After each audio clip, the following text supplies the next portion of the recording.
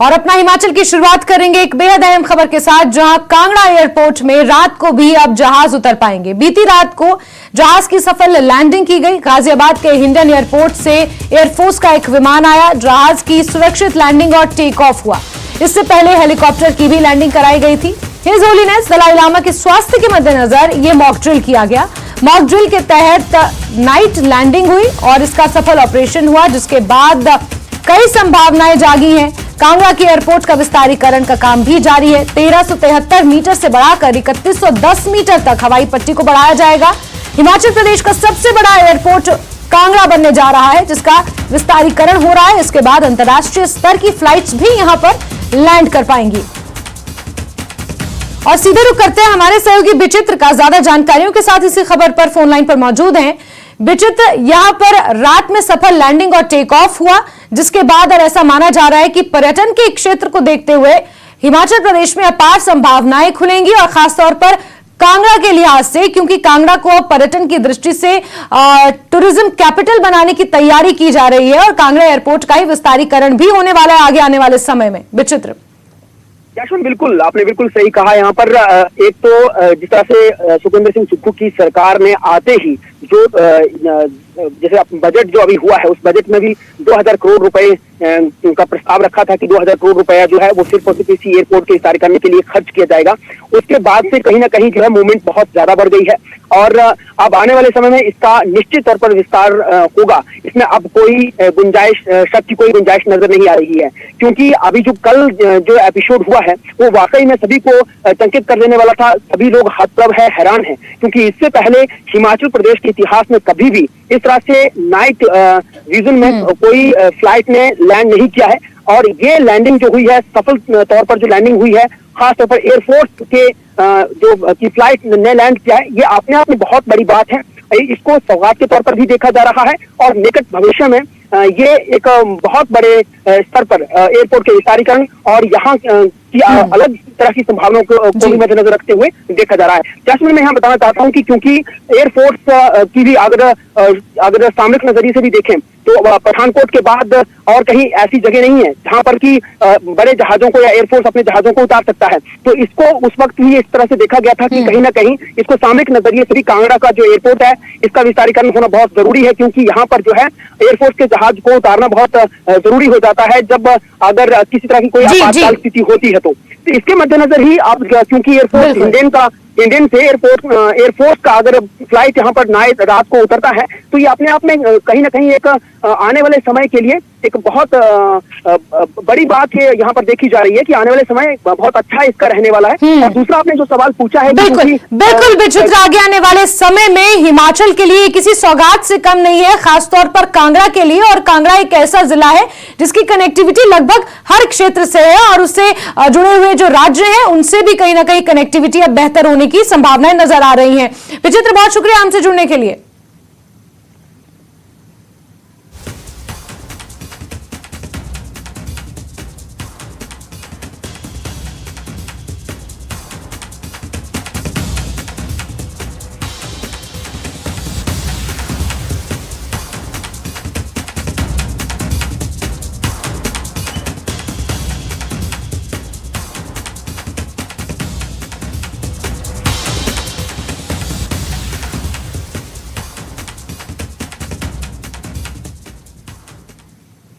चलिए आगे बढ़ते हैं और मंडी से आपको खबर देंगे, जहां घर से मॉर्निंग वॉक के लिए निकले एक शख्स की पांव फिसलकर सिंचाई के टैंक में गिरने से मौत हो गई। घटना कैथल गांव की है, जहां 58 साल के करम सिंह अपने घर से सुबह मॉर्निंग वॉक पर निकले थे।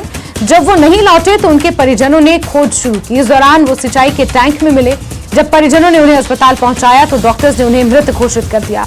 मामले की सूचना मिलते ही निहरी पुलिस चौकी की टीम ने मौके पर पहुंचकर डीएसपी दिनेश कुमार ने ये बताया कि मामला दर्ज करके जांच की जा रही है।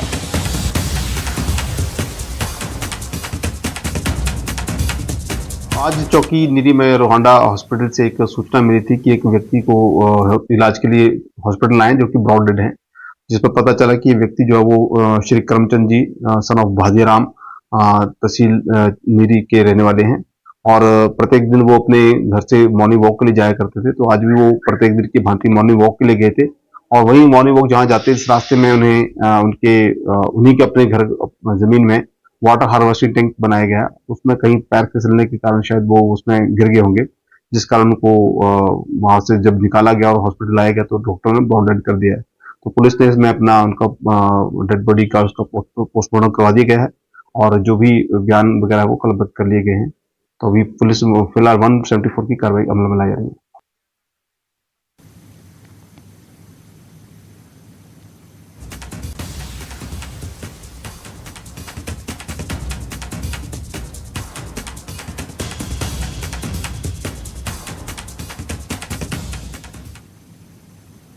बौद्ध धर्मगुरु दलाई लामा के समर्थन में किन्नौर के सैकड़ों बौद्ध अनुयायी सड़क पर उतर आए। रिकपोंगपियो में एक शांति मार्च निकाला गया। डीसी किन्नौर के जरिए राष्ट्रपति को ज्ञापन भी सौंपा गया। जिस तरीके से हिज होलीनेस दलाई लामा को लेकर सोशल मीडिया पर ट्रोल किया गया, उसी के मद्देनजर दलाई लामा के समर्थन में किन्नौर के सैकड़ों बौद्ध अनुयायी सड़कों पर उतरे। रिकपोंगपियो में एक शांति मार्च निकाला गया और साथ ही डीसी किन्नौर के जरिए राष्ट्रपति को ज्ञापन भी सौंपा गया।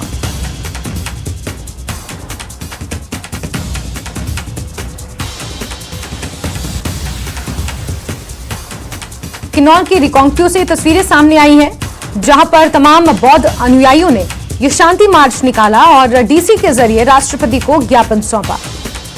सोशल मीडिया पर दलाई लामा के खिलाफ जिस तरीके से ट्रोल किया गया, उसी के सिलसिले में, उसी के मद्देनजर जगह जगह ये शांति प्रदर्शन देखने को मिल रहे हैं और किन्नौर में भी बौद्ध अनुयायियों ने रिकपोंगपियो में ये शांति मार्च निकाला।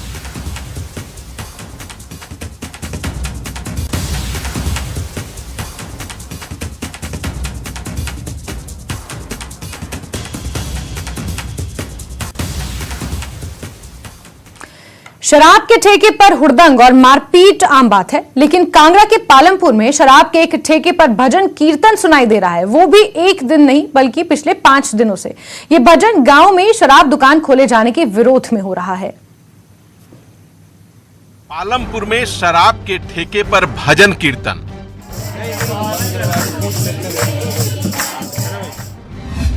रातों रात गांव में शराब दुकान खोलने का विरोध।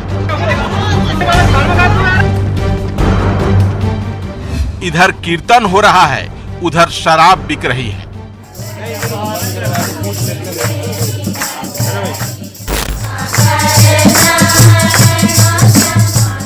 देवभूमि में ये भजन कीर्तन दारू के एक ठेके पर हो रहा है।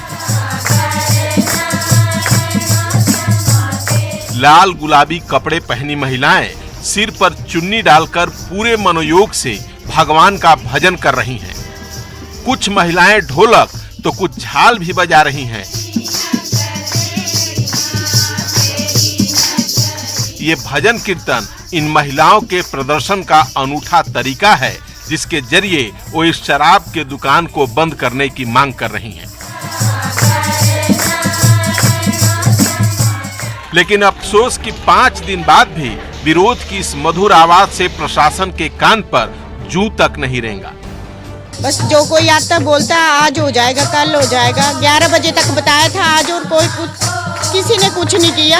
आज भी आए और बोला कि कोर्ट के अंडर होगा, ऐसे होगा, बस आश्वासन दे के चले जा रहे हैं। दारू दुकान के विरोध में भजन कीर्तन वाला ये प्रदर्शन पालमपुर के बोदा गांव में हो रहा है, जहां रातों रात गांव के बीच शराब की ये दुकान खोल दी गई।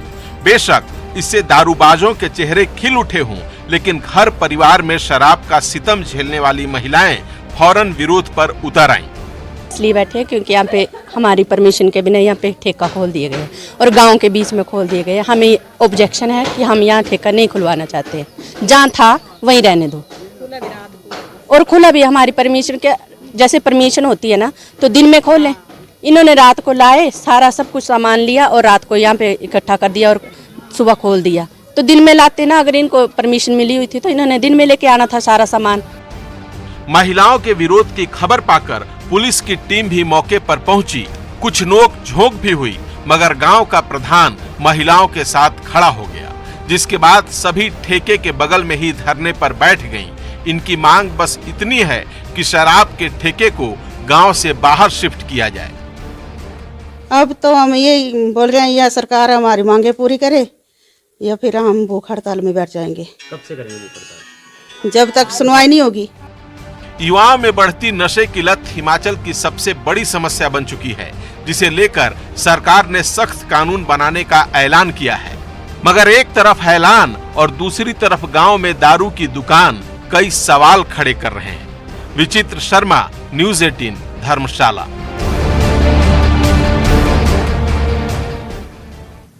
और इसी खबर पर ज्यादा जानकारियों के साथ हमारे सहयोगी विचित्र एक बार फिर से फोन लाइन पर जुड़ गए हैं। विचित्र, पालमपुर के जिस गांव में ये महिलाएं ठेके के बाहर भजन कीर्तन कर रही हैं और एक दिन से नहीं, 2 दिन से नहीं, बल्कि बीते 5 दिनों से यहां पर ये विरोध जता रही हैं इस तरीके से, क्या प्रशासन का कोई नुमाइंदा इनसे मिलने पहुंचा? किसी तरीके का कोई आश्वासन इन्हें अभी तक दिया गया है? विचित्र, देखिए जैस्मिन, अगर बात हम प्रशासन की ओर से किसी नुमाइंदे के यहाँ पहुंचने की करें तो अभी फिलहाल ऐसा दिखता हुआ नजर नहीं आ रहा है। ना ही कोई प्रशासन की ओर से कोई नुमाइंदा इन महिलाओं से आकर मिला है। हाँ, एक बात जरूर है यहाँ पर कि पूर्व में जो सीपीएस रहे हैं और कांग्रेस के नेता जो अभी हाल ही में जो बागी होकर जो है एक तरह से बागी होकर चुनाव लड़ रहे थे विधानसभा सुलह से, वो जगजीवन पाल, तो जगजीवन पाल का जरूर जो है इनको समर्थन मिला है। हालांकि वो आजकल कांग्रेस के साथ ही नजर आ रहे हैं, तो उनको कांग्रेसी नेता भी कहा जा सकता है, तो वो भी अपनी सरकार के नुमाइंदों के पास जो है अपने इस तरह की बात रख सकते हैं। लेकिन हाँ, वो जो है वो इन महिलाओं के साथ आकर जरूर जो है वो बैठ रहे हैं। एक तस्वीर में भी हमें वो नजर भी आ रहे हैं कि किस तरह से रात के अंधेरे में जब वो भजन कीर्तन कर रही हैं महिलाएं, तो खुद यहाँ पर पूर्व सीपीएस जगजीवन पाल जो उनके साथ बैठे हुए हैं। और बात करें अगर पुलिस प्रशासन की, तो पुलिस प्रशासन के नुमाइंदे यहाँ पर आकर जो है इन महिलाओं को यहाँ से हटने की बात कह रहे हैं और बाकायदा उनको वो एफिडेविट दिखाया जा रहा है, जिसके तहत जो है कि उन्होंने ठेका एक जो शराब का जो कारोबारी है उसने जो लिया है, तो वो पूरा हवाला दे रहा है कि उनके पास तमाम लीगल फैक्ट्स हैं और उसके तहत ये लोग जो है यहाँ पर आए हुए हैं और ऐसे नहीं आए। लेकिन दूसरी तरफ अगर महिलाओं की बात सुने तो महिलाएं यही कह रही हैं कि अगर इनके पास ये लीगल प्रोसीडिंग सारी चीजें, सारे दस्तावेज मौजूद थे, तो ये फिर रात के अंधेरे में आने की नौबत क्यों पड़ी, ये दोपहर, ये दिन के उजाले में क्यों नहीं आए? तो इनका भी कहीं ना कहीं जो है ये जो सवाल उठा रही हैं वो भी सुनना बड़ा लाजमी है कि क्यों आखिरकार सचमुच रात के अंधेरे में ये लोग आए। अगर इनको आना ही था तो दिन के उजाले में आ जाते। और दूसरा जो कहीं ना कहीं देखा जाए तो ये महिलाएं जो हैं बस इसी बात पे टिकी हुई है कि क्योंकि माहौल खराब होता है इन तमाम चीजों से, और क्योंकि कई बार जो है वो युवा जो लोग जिनको दूर कहीं अगर शराब के ठेके पर जाना होता है तो उन्हें जो है दिक्कतें आती है। तो जब गांव में ही अगर ठेका खुल जाएगा जैस्मिन, तो निश्चित तौर पर अगर जो आदमी जिसको ललक भी नहीं भी होगी तो वो भी जो है वो जाकर कहीं ना कहीं से कोशिश करेगा कि वो भी वहां से दारू खरीदे पिए। तो इस तरह बिल्कुल विचित्र, और जिस तरीके से हम कह रहे हैं कि हिमाचल प्रदेश का युवा नशे में आज संलिप्त होता जा रहा है और एनसीआरबी के आंकड़ों के मुताबिक हिमाचल प्रदेश नशे के सेवन में नंबर 1 बनता जा रहा है। और ये कहीं ना कहीं जो तस्वीरें सामने आ रही है ये चिंतापूर्वक है कि महिलाएं विरोध कर रही हैं। लेकिन बड़े शर्म की बात है कि अभी तक प्रशासन की तरफ से, पुलिस की तरफ से, सरकार की तरफ से विधायक तक मौके पर नहीं पहुंचे इनसे मुलाकात करने के लिए। आप नजर बना के रखें विचित्र, ये हम आपसे जुड़ेंगे और जानकारी लेते रहेंगे। फिलहाल के लिए आपका बहुत बहुत शुक्रिया।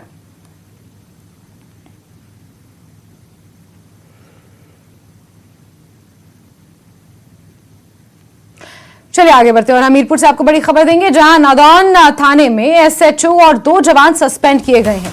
नशे में धुत पाए जाने पर उन पर यह कार्रवाई हुई है। एसपी हमीरपुर डॉक्टर आकृति शर्मा ने यह कार्रवाई की है। देर रात नादौन में औचक निरीक्षण करने एसपी पहुंची और थाना प्रभारी समेत दोनों कांस्टेबल नशे में धुत पाए गए। मेडिकल करवाने के बाद तीनों को सस्पेंड किया गया और लाइन हाजिर किया गया है। एसपी डॉक्टर आकृति शर्मा ने फोन पर यह जानकारी दी। तीनों पुलिसकर्मियों के खिलाफ मामला दर्ज कर जांच पड़ताल की जा रही है। हमीरपुर जिला के नादौन थाने में एक अजीब घटना सामने आई है, जिसमें एसपी आकृति शर्मा के द्वारा जब गत रात को नादौन थाना का निरीक्षण किया गया तो वहां पे थाना के जो एसएचओ हैं और उसके साथ 2 हेड कांस्टेबल वो नशे में धुत पाए गए थे। ऐसे में एसपी आकृति शर्मा के द्वारा उन तीनों का ही रात के समय मेडिकल करवाया गया है और मेडिकल में नशे में संलिप्त पाए गए हैं। इन तीनों के ऊपर सख्त कार्रवाई की गई है। आपको बता दें कि एसएचओ सहित 2 कांस्टेबलों को सस्पेंड किया गया है और इन्हें लाइन हाजिर भी किया गया है। फिलहाल इस कार्रवाई पर एसपी हमीरपुर के द्वारा ज़्यादा जानकारी नहीं दी गई है। जो जानकारी आपसे हमने साझा की है। न्यूज़ 18 के लिए हमीरपुर से जसवीर कुमार। और खबरों का सिलसिला जारी रहेगा, वक्त एक छोटे से ब्रेक का।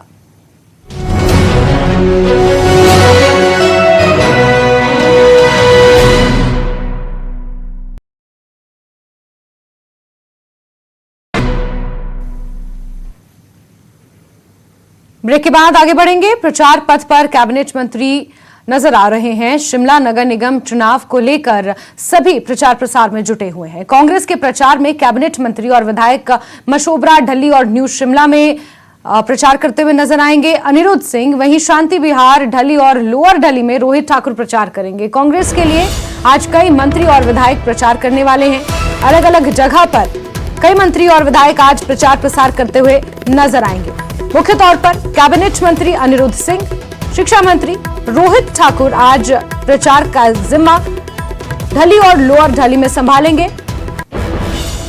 और कांग्रेस अपना प्रचार प्रसार और तेज कर रही है, जहां कई विधायक और कैबिनेट मंत्रियों को जनता के बीच भेजकर प्रचार प्रसार किया जा रहा है।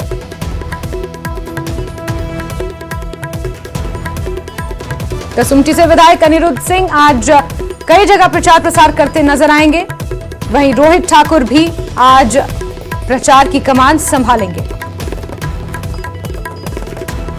मशोबरा ढली और न्यू शिमला में अनिरुद्ध सिंह आज प्रचार करेंगे। वहीं अगर शिक्षा मंत्री रोहित ठाकुर की बात करें तो शांति विहार ढली और लोअर ढली में रोहित ठाकुर कांग्रेस के लिए प्रचार की कमान आज संभालेंगे। दोनों ही नेता शिमला से ताल्लुक रखते हैं, लंबे समय से शिमला की राजनीति से जुड़े हुए हैं। दोनों विधायक हैं और कैबिनेट मंत्री भी हैं। इस लिहाज से आज दोनों ही बड़े चेहरे प्रचार प्रसार करते हुए नजर आएंगे। रणबीर का रुख करेंगे, हमारे सहयोगी ज्यादा जानकारियों के साथ जुड़े हुए हैं।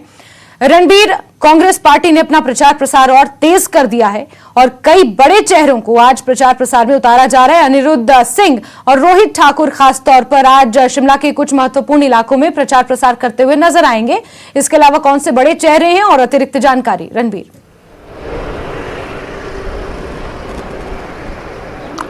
जी हाँ, देखिए यहाँ पर आज जो आधिकारिक तौर पर जो दो कार्यक्रम कैबिनेट मंत्रियों के आए हैं उनमें अनिरुद्ध सिंह और रोहित ठाकुर का नाम प्रमुख तौर पर है। जो अभी जानकारी आई है कि अनिरुद्ध सिंह जो उनके जो कुसुम्पटी विधानसभा क्षेत्र है उसके तहत जो वार्ड आते हैं ढली क्षेत्र में वो इस वक्त प्रचार कर रहे हैं। शाम के समय उनका जो कार्यक्रम है वो न्यू शिमला में वो प्रचार करते हुए नजर आएंगे, जबकि दोपहर बाद 3 बजे का समय ये बताया गया कि रोहित ठाकुर भट्टा कुफर से जो है प्रचार अभियान शुरू करेंगे और उसके बाद उनकी छोटी छोटी जो बैठकें हैं वो देर शाम तक चलेंगी। यहाँ पर देखिए आधिकारिक ये दो नाम है, लेकिन जो दूसरे विधायक है शिमला शहर के विधायक के अलावा अन्य जो विधायक हैं उनको भी मोर्चे पर लगाया गया है। जिन जिन की जिम्मेवारियां जहां पर लगाई गई हैं वहां पर चुनाव जो प्रचार है वो चल रहा है और बैठकों का दौर भी लगातार जारी है। इस बीच ये खबरें थी कि जिन जिन की ड्यूटी लगी, आपने भी देखा होगा कि भाजपा के तमाम बड़े चेहरे जो है प्रचार में नजर आ रहे हैं, लेकिन कांग्रेस के उतने ज्यादा चेहरे जो है वो प्रचार में नजर नहीं आ रहे हैं। खासकर कैबिनेट मंत्रियों की बात करें जो शिमला से संबंध रखते हैं वही यहाँ पर प्रचार करते हुए नजर आ रहे हैं। तो इस बाबत एक कोऑर्डिनेशन कमेटी की बैठक भी यहाँ पर आज हुई है। उसमें भी ये मुद्दा जो है उठा था। कौल सिंह ठाकुर ने इसको लेकर जब प्रेस ब्रीफिंग की है उसमें उन्होंने कहा है कि यहाँ पर साफ निर्देश पार्टी की प्रदेशाध्यक्ष की तरफ से दिए गए हैं कि जिनकी ड्यूटी जहाँ पर लगी है वो प्रचार में जाए और उसकी रिपोर्ट शाम तक दी जाए। और ये भी जिन जिन वार्डों में जो है समन्वय के लिए जो समितियां बनाई गई है उनसे भी ये जो है ये कहा गया है कि जिन बड़े चेहरों की जरूरत जहां पर महसूस की जा रही है या लगता है कि जिनका प्रभाव है वो अपने पक्ष में मतदाताओं को कर सकते हैं, वो तमाम बड़े नेता उनको जो है वो बुलाया जा सकता है प्रचार के लिए। तो तमाम जो रणनीति है यहाँ कांग्रेस पार्टी के दफ्तर में भी जो प्रदेश मुख्यालय है वहां पर भी बनाई जा रही है और वार्ड स्तर पर भी हम देख रहे हैं कि जिन जिन की ड्यूटियां लगी है। हालांकि ये भी देखने में आया है कि जो सीपीएस हैं, जो विधायक हैं, वो भी तमाम जो है लगातार कुछ फोन से जो है संपर्क कर रहे हैं, कुछ व्यक्तिगत तौर पर जो छोटे छोटे जो नुक्कड़ होते हैं वहां पर जा रहे हैं। कुछ लोग जो है डोर टू डोर प्रचार में चल रहे हैं। अब जो है समय ज्यादा नहीं है। यहाँ पर ये भी जानकारी निकल कर आई है कि पिछले कल जिस तरह से चुनावी घोषणा पत्र जारी किया गया, मुख्यमंत्री का जो कार्यक्रम है वो किस तरह से रहने वाला है, ये जानकारी निकल कर आई है कि अब 27 से लेकर 30 अप्रैल तक ये 3-4 दिन जो है मुख्यमंत्री खुद यहाँ पर प्रचार की कमान संभालेंगे। बहुत सारी जगहों पर उनके कार्यक्रम और नुक्कड़ सभाएं रखी गई है, बैठकें रखी गई है। हालांकि वो भी लगातार जो है इसकी रिपोर्ट ले रहे हैं कि किस तरह से कांग्रेस का चुनाव प्रचार चल रहा है, और दूसरी तरफ समन्वय किस तरह से होना चाहिए नेताओं के बीच में, संगठन और सरकार के बीच में, उसको लेकर भी बातचीत यहाँ पर लगातार चल रही है। एक और आपको बता दें कि समन्वय समिति की बैठक यहाँ पर हुई है, जिसमें कांग्रेस के जो दिग्गज नेता है वो शामिल हुए थे, जिसमें कौल सिंह ठाकुर का नाम है, रामलाल ठाकुर का नाम है, और आशा कुमारी वो यहाँ पर आज प्रदेश कार्यालय में आए थे। सुधीर शर्मा जो धर्मशाला से विधायक है वो भी यहाँ पर बैठक में मौजूद थे। तो कुल मिलाकर अब समय थोड़ा कम बच गया, 3 से 4 दिन बचे हैं प्रचार के लिए, तो 2 मई को वोट डालने हैं। तो ऐसे में अब पूरी ताकत जो है यहाँ से कांग्रेस इन चुनावों में जीत के लिए झोंकेगी। बिल्कुल रणबीर, कांग्रेस अपनी पूरी ताकत लगाने की कोशिश करने में जुटी हुई है। शिमला की 8 में से 7 सीटों पर कांग्रेस के विधायक विराजमान है, और किस तरीके से वो जनता के बीच जाएंगे और चुनाव प्रचार प्रसार करेंगे, ये देखना अपने आप में काफी महत्वपूर्ण होगा। समय सिर्फ 4 दिनों का रह गया है। रणबीर, नजर आप बना के रखें। बहुत शुक्रिया हमसे जुड़ने के लिए।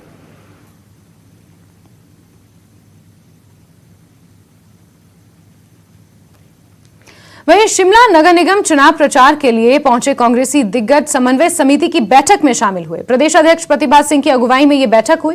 पूर्व मंत्री और 8 बार के विधायक कौल सिंह ठाकुर भी पहुंचे। पूर्व मंत्री रामलाल ठाकुर, आशा कुमारी भी पहुंची। विधायक सुधीर शर्मा भी कांग्रेस की इस बैठक में पहुंचे। प्रदेश मुख्यालय में यह बैठक हुई। पूर्व कांग्रेस प्रदेश अध्यक्ष कुलदीप कुमार भी इस बैठक का हिस्सा रहे।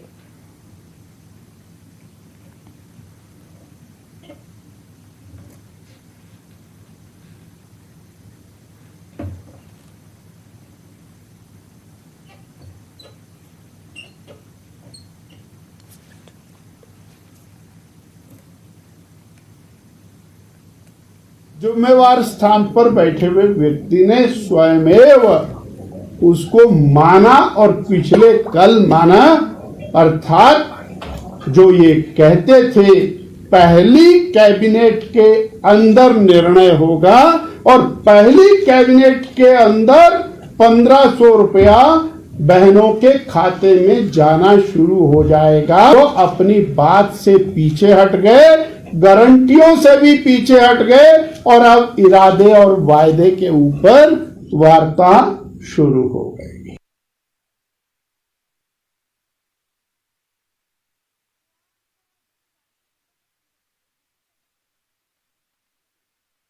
किया, उसी के मद्देनजर भाजपा ने ये प्रेस कॉन्फ्रेंस की, और भाजपा के नवनिर्वाचित प्रदेश अध्यक्ष डॉक्टर राजीव बिंदल ने प्रेस कॉन्फ्रेंस में कांग्रेस के इस घोषणा पत्र पर जमकर निशाना साधा, और ये आरोप लगाया कि जिस तरीके से शिमला नगर निगम चुनावों के लिए कांग्रेस पार्टी ने घोषणा पत्र जारी किया है, उससे ये साफ नजर आ रहा है कि कांग्रेस पहले अपनी गारंटियों और अपने वादों को बदलती हुई नजर आ रही है।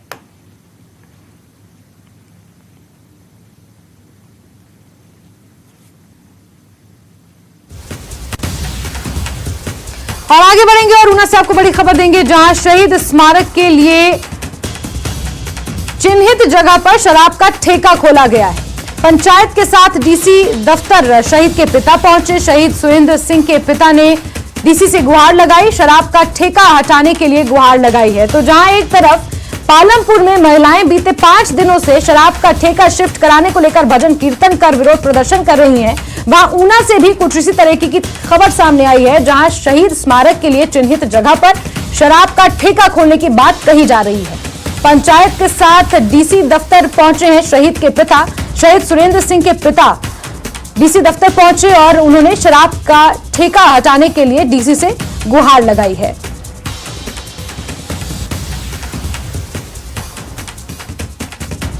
और हमारे सहयोगी अमित ज्यादा जानकारियों के साथ फोन लाइन पर जुड़े हुए हैं। अमित, जरा तफसील से बताएं पूरी खबर।